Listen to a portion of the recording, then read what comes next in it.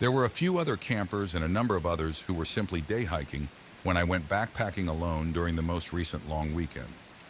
On the second night, I counted a lovely high elevation hike that could also be accessible by a short 1 mile trail. Or going fishing, I was reading in my camp in the late afternoon when a man in his mid 60s walked by carrying a fishing pole in a small cooler.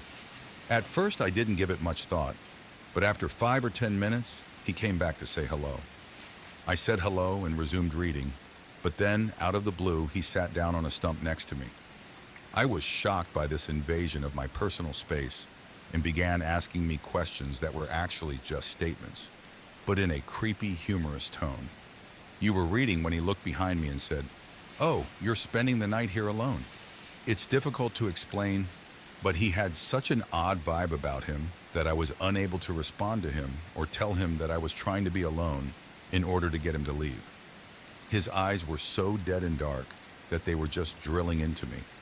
I tried to act like I was still reading, but then he pulled out, cracked open a beer, lit a cigarette, and the enemy began to blow at me.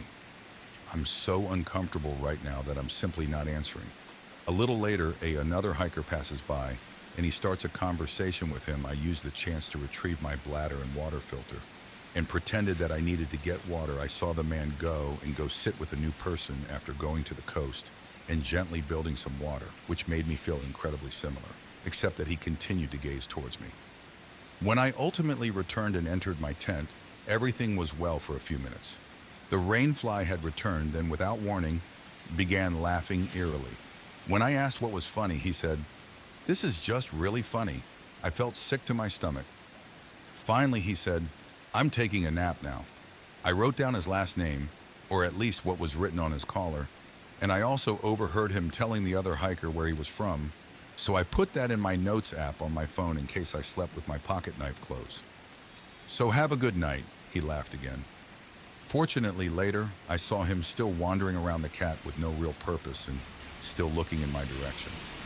Thought about going out of the camps that evening, but decided to stay and just leave very early in the morning in case he arrived.